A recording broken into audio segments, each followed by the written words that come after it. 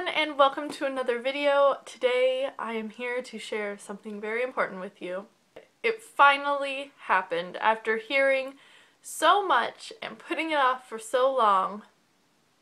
I read White Hot Kiss by Jennifer L. Armentrout. Okay, so for those of you that do not stalk me and look at my bookshelves and catalog what all I have and have not read, I have not read a single Jennifer L. Armentrout book. I know. What is wrong with me? I don't know. I just never got around to it. And I didn't actually hear much about her before I got onto like the whole booktube scene thing. And then suddenly I started hearing like so much about her. And I decided to start out with White Hot Kiss, which I do not regret that decision in any way, shape, and or form. So the things I knew about Jennifer L. Armentrout in her books before I went into this mostly was that she writes pretty hot, steamy stuff, great romance, and hunky guys. That's about all I heard. I mean, people say that they like these books, but that's mostly what I hear about them is just, it's like the equivalent of book eye candy is how I think of it, and I have absolutely no problem with that at all. So to start off, my first thoughts upon finding this book waiting for me at the library mostly consisted of, what the hell is that cover? I was legitimately embarrassed to bring this home. I hid it in the bottom of the stack and like scurried up to my room like I was smuggling drugs upstairs. It was bad because this is the kind of cover that will get you like teased relentlessly. It is bad, you guys. So bad. I just wish that books that were like hot and romantic were a little bit more subtle on the outside about it. That's all I'm asking for. That's it. So we get introduced to Layla, who is sitting in McDonald's with her friends and realizes there is a demon in there, which is a pretty good start. For those of you that do not know, I love demons and hell and things like that, which that was kind of phrased badly, but like I'm a huge fan of supernatural and I always like these sort of paranormal books and things because I think they're interesting, so that instantly drew me in. So Layla starts talking about how she has her friends, how her life is hard, how unpretty she is, which her friend apparently tells her that she looks like Legolas's long-lost sister, I think it was. Which, last time I checked, Legolas is like the most beautiful thing in the world. Yeah, still beautiful. So I didn't really get that. So, you know, I'm kind of like, great, it's one of these girls who's just so insecure about herself and so constantly down, even though she's actually gorgeous, she just doesn't realize it.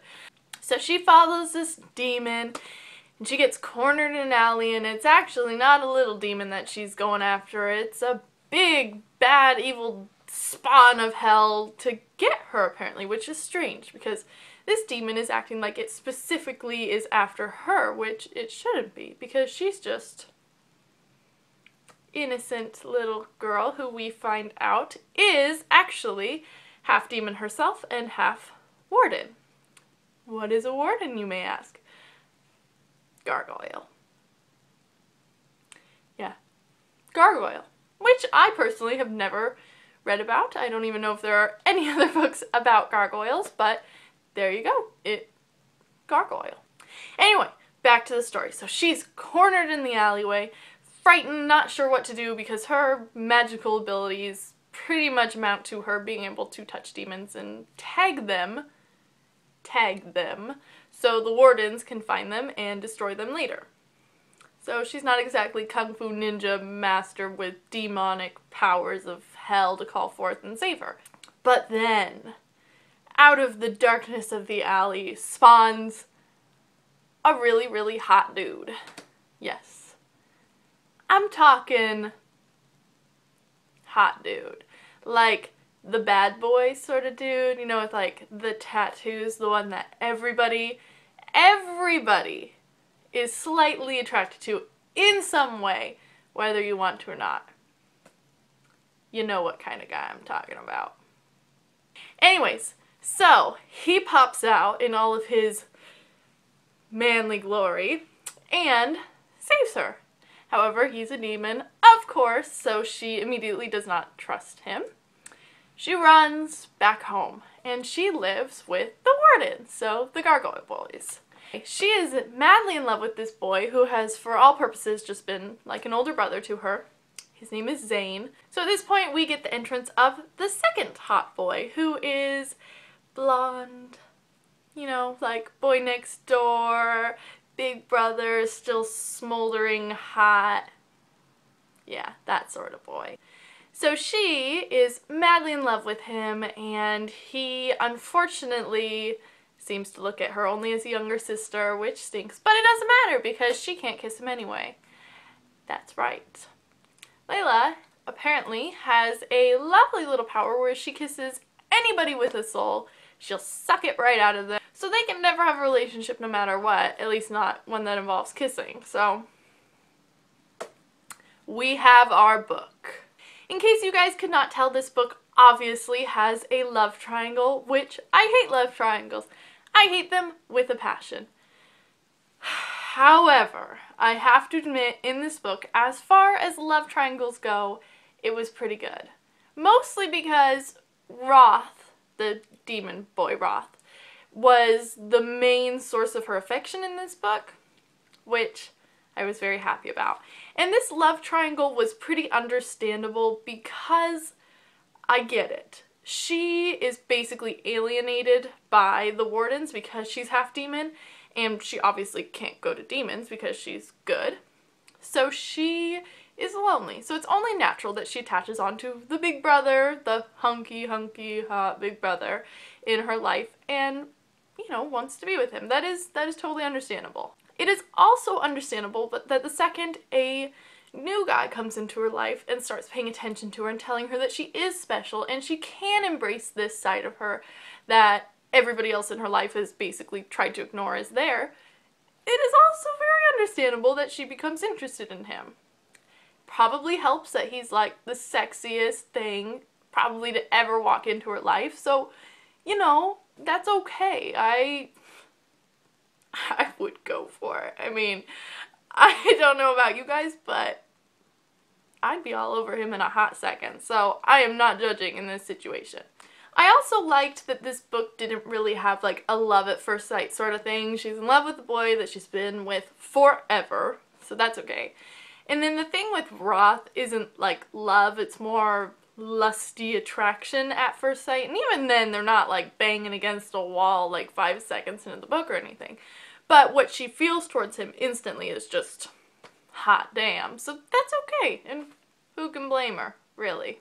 As far as the boys go, I'm totally on Team Roth. Sorry, I like my boys bad and snarky, and he cracked me up throughout the whole thing. He was so freaking funny, I couldn't even stand it. And he's one of those guys that just has no shame. So if she's like getting all swoony over him, he'll call her out on it. He's just like, oh, you totally want me right now. I can smell your desire, or something creepy and weird that I just feel really uncomfortable that I said that. I also really liked Layla as a character. I liked that you immediately kind of think she's going to be that typical sort of girl, but she's got so much depth to her because she's had to deal with so many awful things in her life. Like, just, she's never felt like she had a place. And I'm not talking about that like in the angsty teenage girl typical sort of way.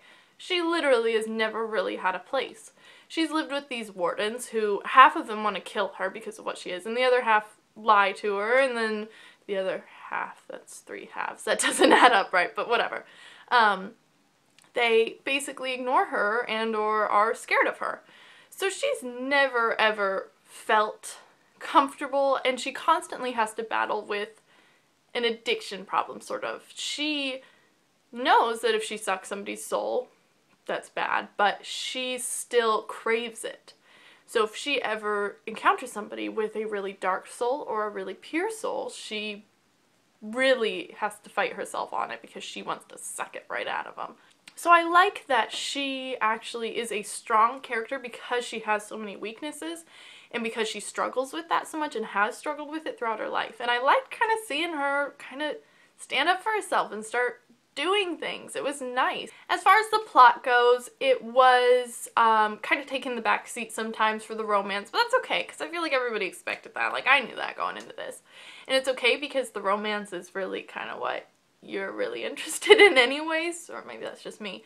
So I was alright with that. And the bits of plot we did get, I was really interested by. I like demon stuff, so learning about all the demons and about hell and about the battle between the wardens and demons was really interesting to me. And I'm hoping in the next book we'll learn a bit more about it, because like I said, it did kind of take the back seat on this one, but it was definitely interesting. And I do like the world building that Jennifer L. Armentrout is doing with the wardens being out, demons not, which doesn't quite make sense to me, because I mean, if people know that gargoyles are alive and real, that's a big deal about demons, really. I mean, really. The second you find out something like that is real, you're already going to start wondering what else could be real. I mean, you know how many people probably went and bought like steaks and garlic and silver bullets after finding out that gargoyles were real? I don't know. Also, I found it really weird that it seemed to me, and it's just the mental image I'm getting while reading, that when the gargoyles, who look like people normally, go into their gargoyle form, their bodies turn all stony, but their faces are the same. So I don't know if for some reason I got the wrong impression. I'll probably go reread and see if that's actually something she says that happens, but I'm just like imagining not so nice things the whole time while reading this and cracking up. Okay, so overall, you guys, I really, really love this book. I stayed up till like 3 in the morning finishing it. Not even kidding. Not my best decision. However, I do not hold myself responsible because this book was addictive. That is the word I would use, addictive. I actually went to the library and placed an order on every single Jennifer L. Armentrout book I could find. So this month is probably going to be her month to wow and amaze me. If you guys have not read this book and you don't mind occasionally reading like sexy romance, whatever, with some paranormal, I mean the paranormal stuff was good, I would totally recommend this. You will enjoy yourself. I pinky promise it. Alright you guys, so those were my thoughts on White Hot Kiss by Jennifer L. Armentrout. Needless to say, when I'm done with this, I'm picking up the second book and busting that baby out. I need to know what happens. The cliffhanger on that last one. Damn. Alright you guys, so if you've read this book, let me know what you thought. And if you haven't read it and you want to read it, read it. It was really good. As always, thank you for watching, and I'll see you guys next time.